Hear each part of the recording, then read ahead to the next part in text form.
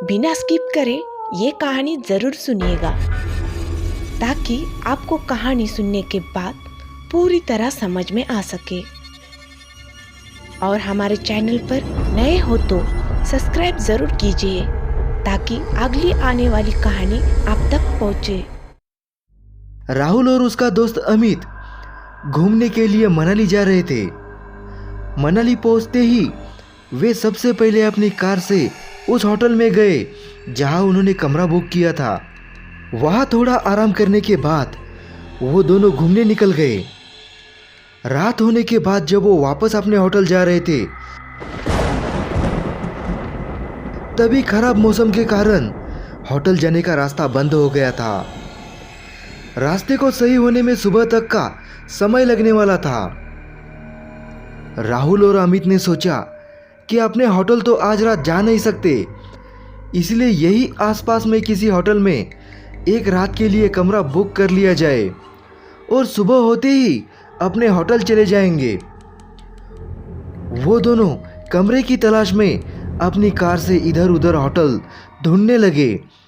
आसपास कोई भी नहीं दिख रहा था जिससे वो लोग किसी होटल का रास्ता पूछ सके।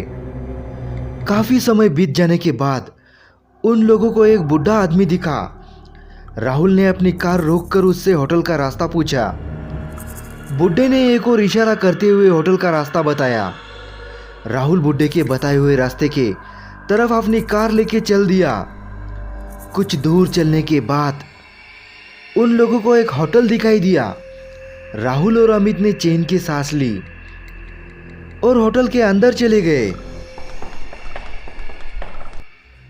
होटल के अंदर जाके उन्होंने काउंटर पर खड़े आदमी से रात भर रुकने के लिए एक कमरा मांगा। उस आदमी ने होटल के कुछ नियम बताए और एक कमरे की चाबी राहुल को दे दी। राहुल और अमित चाबी लेके कमरे की ओर चल दिए। चाबी पर कमरे का नंबर लिखा था, कमरा नंबर 408। राहुल और अमित चाबी लेके कमरे की ओर चल दिए। होटल में हर मंजिल पे चहल पहल थी। इन दोनों का कमरा चौथे मंजिल पे था। वो मंजिल बिल्कुल सुनसान थी। खैर, वो लोग इस बात पर ज़्यादा ध्यान नहीं दिए। उन्होंने यहाँ बस एक रात ही गुजारनी थी, इसलिए वे लोग अपने कमरे के अंदर चले गए। अंदर पहुँच के उन्होंने देखा कि ये उस कमरे में तो काफ़ी धूल है। ऐसा लग रहा था जैसे कई सालों से वो कमरा बंद पड़ा हुआ है। वहाँ ना तो पीने का पानी था ना ही नहाने का। राहुल ने वहाँ पे रखे फ़ोन से होटल के स्टाफ को कॉल किया। कॉल किसी ने उठाया पर कुछ बोला नहीं।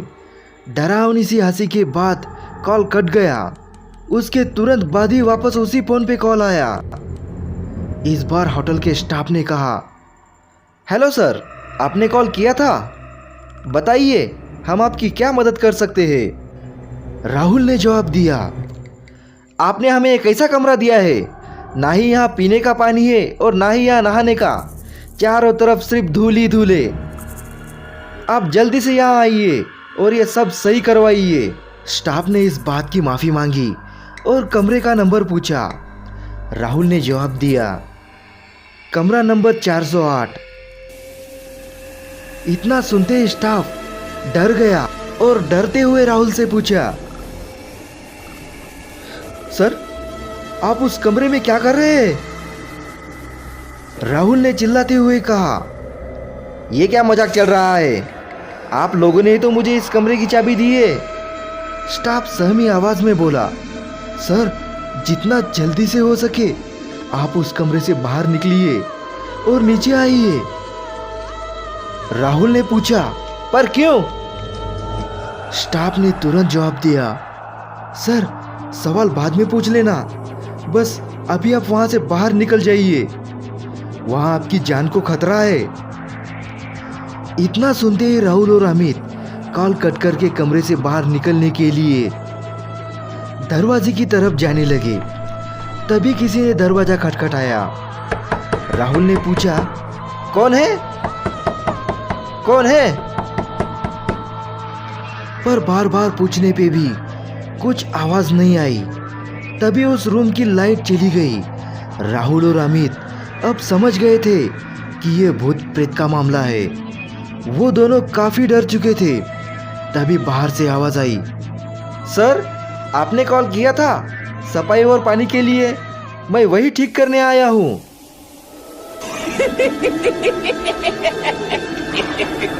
और फिर डरावनी हंसी के साथ सन्नाटा छा गया। तभी फिर से कमरे में रखे फोन पर कॉल आया। राहुल ने कॉल उठाया। कॉल स्टाफ का था। उसने कहा, सर अभी तक आप उस कमरे में ही है, निकले क्यों नहीं? राहुल ने जवाब दिया, नहीं, कमरे के बाहर एक होटल का स्टाफ आया है जो कह रहा है कि वो सफाई और पानी ठीक करने आया है। इतना सुनते ही होटल के स्टाफ ने राहुल से बोला, सर कुछ भी हो जाए आप दरवाजा मत खोलना, तो आपकी मौत भी हो सकती है। ये सुनते ही राहुल और अमित दोनों बहुत डर गए। फिर स्टाफ ने कहा, सर आप अंदर ही रहिए, हम लोग आपको बचाने ऊपर आते हैं। कुछ देर बाद कमरे के बाहर से आवाज आई, सर हम लोग आ गए हैं, आप दरवाजा खोलिए। साथ में कुछ और लोगों की भी आवाज आ रही थी। इसीलिए राहुल और अमित ने दरवाजा खोल दिया। उन्होंने देखा सामने सच में होटल का स्टाफ ही था। दोनों ने चैन की सांस ली। फिर सभी लोग वहां से जल्दी ही नीचे आ गए। राहुल ने काउंटर पर देखा, पर वहां पर कोई दूसरा स्टाफ था जिसने राहुल को चाबी दी थी। वो कहीं नहीं दिखा। ये सारी बातें राहुल ने वहां के लोगों को बताई। उन लोगों ने राहुल से कहा, सर आपको जिसने चाबी दी थी वो भी पहले इसी होटल में काम करता था, पर अचानक से एक दिन कमरा नंबर 408 में रहस्यमय तरीके से उसकी मौत हो गई।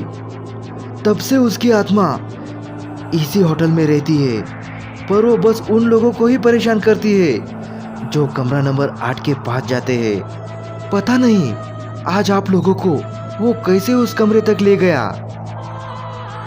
राहुल और अमित अब सारी बातें समझ चुके थे। जैसे तैसे उन्होंने वहां रात गुजारी और सुबह होते ही अपने होटल की ओर चल दिए। हमारी ऐसी ही दूसरी कहानियाँ सुनने के लिए स्क्रीन पे जो वीडियो दिख रहा है उसे क्लिक कीजिए और डरावनी कहानियों का मजा लीजिए।